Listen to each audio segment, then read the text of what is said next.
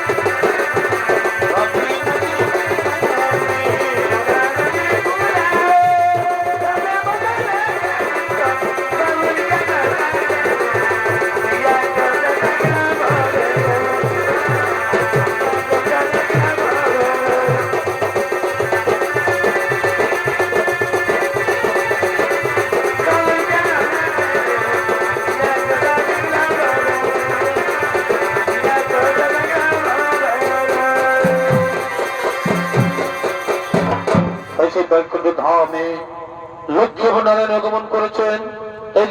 নারায়ণ বলছেন, ও প্রিয় লক্ষ্মী, আমরা এখন বৈকুণ্ঠ ধামে এসে বিশ্রাম করি। আমরা এখন বৈকুণ্ঠ ধামে বিশ্রাম করি।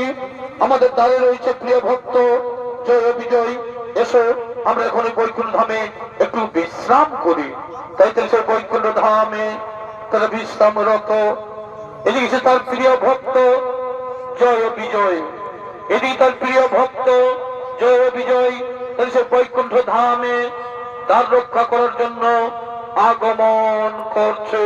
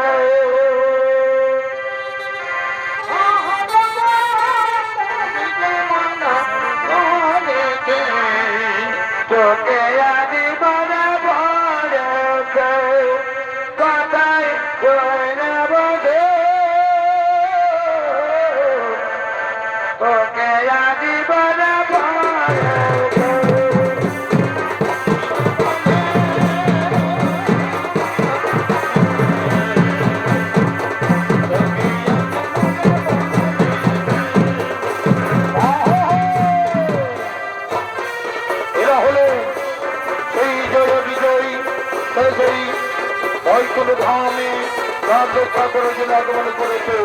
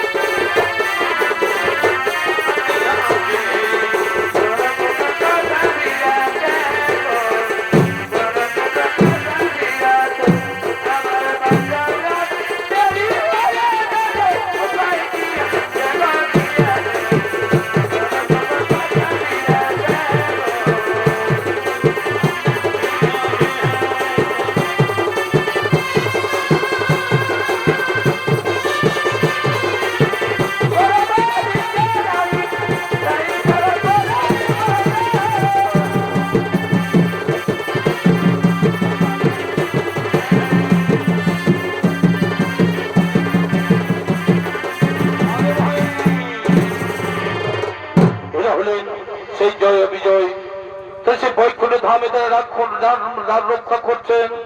উনি ভাই আমরা এখন নারায়ণের দ্বার রক্ষী, আমরা এখন নারায়ণের দ্বার রক্ষী। দেখো প্রভু অন্তঃপুরে বিশ্রাম করছে, প্রভু অন্তঃপুরে বিশ্রাম করছে। প্রভুর আদেশ ছাড়া আমরা কাউকে প্রবেশ করতে দেব না। এই প্রভুর আদেশ ছাড়া বৈকুণ্ঠ ধামে কাউকে প্রবেশ করতে দেব না। এসো আমরা সেই দ্বার রক্ষা করি। তাই সেই তারা বৈকুণ্ঠ ধামে দ্বার রক্ষা করছেন। এদিকে সে ব্রহ্মার মানস পুত্র, এদিকে সে ব্রহ্মার মানস পুত্র, তারা সেই বৈকুণ্ঠ ধামে নারায়ণ দর্শন করার জন্য আগমন করছে।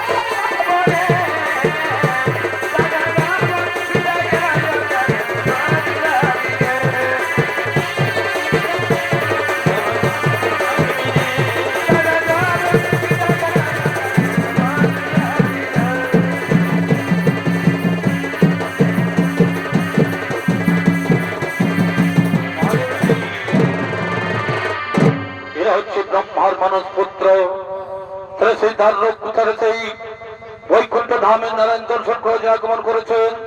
উনি তারই, উনি তারই। তোমরা পথ ছেড়ে দাও, তোমরা দ্বার ছেড়ে দাও, আমরা প্রভুকে দর্শন করতে যাব, আমরা প্রভুকে দর্শন করতে যাব না। প্রভু এখন অন্তঃপুরে বিশ্রাম করছে, প্রভু এখন অন্তঃপুরে বিশ্রাম করছে। কোন মতেই দর্শন করে যাবে না, কোন মতেই দর্শন করে যাবে না। আরে আমরা তপস্যায় সিদ্ধি লাভ করে সিন্ধু পর্বত হইতে বৈকুণ্ঠে চলে এসেছি প্রভুকে দর্শন করার জন্য। দয়া করে বলছি, দয়া করে বলছি, তোমরা আমাদের দাম ছেড়ে দাও। ক্ষমা করবে, ক্ষমা করবেন। প্রভুর আদেশ ছাড়া আমরা কাউকে প্রবেশ করতে দেবো না, প্রভুর আদেশ ছাড়া আমরা কাউকে প্রবেশ করতে দেবো না। আরে তোমরা গিয়ে প্রভুকে বলো, তোমরা গিয়ে প্রভুকে বলো যে তপসিদ্ধি ঋষি কুমার চরণ দর্শন করতে এসেছে। না না না না, আমাদের অন্তঃপুরে যাবার আদেশ নেই, আমাদের অন্তঃপুরে যাবার আদেশ নেই। দয়া করে বলছি আপনারা অপেক্ষা করুন, সময় হলে ঠিক দর্শন পাবেন। ওরে আমরা দীর্ঘকাল অনিদ্রায় অনাহারে, আমরা ক্ষুধার্ত ক্লান্ত পিপাসিত হয়েছি প্রভুর চরণ দর্শন করে তবেই আমরা অন্য জল পান করবো। দয়া করে বলছি, দয়া করে তুমি যাচ্ছে দাও, তোমাদের কোনো ক্ষতি হবে না, তোমাদের কোনো ক্ষতি হবে না। যোগী ঋষি সন্ন্যাসী যেই হও না কেন, যোগী ঋষি সন্ন্যাসী যেই হও না কেন, আমরা কিছুতে প্রবেশ করতে দেব না। দেখিতে শিশু মূর্তি, কাটিতলে নাই কোনো বস্ত্র, উলঙ্গ হইয়া বানর আকার ধরি এই অবস্থায় যে প্রভুর চরণ দর্শন করতে। তোমরা শীঘ্রই করে পলায়ন, শীঘ্রই তোমরা করে পলায়ন, নইলে তোমাদের আমরা পাঠাই বসে সমান হব। এত বড় স্পর্ধা, এত বড় স্পর্ধা আমাদের পাঠাই সমান ভবন, যার অন্তর রয়েছে হরিধ্যান, হরিজ্ঞান, হরিভক্তি, হৃদয় মাঝে সেই হরিসেবক মোরা বহুকাল উপবাস থেকে আমরা এসেছিলাম বৈকুণ্ঠ ধামে হরি দর্শন করার জন্য। তা থেকে তোমরা আমাদের বঞ্চিত করলে। তবে পাষাণ্ড, তোমরা যেভাবে আমাদের অপমান করলে, এই ভগবান দর্শন থেকে বঞ্চিত করলে, আমি তোমাদের অভিশাপ দিচ্ছি, আমি তোমাদের অভিশাপ দিচ্ছি। তোমরা নারায়ণের চরণ থেকে বঞ্চিত হয়ে মর্ত ধামে সূর্যের জন্মদিনী এবং জলে পড়ে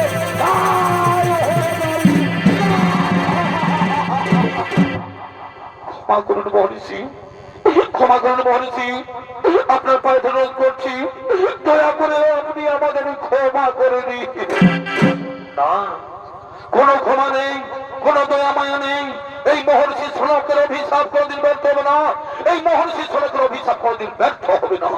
কোথায় প্রভু নারায়ণ, কোথায় প্রভু নারায়ণ, কোথায় প্রভু নারায়ণ?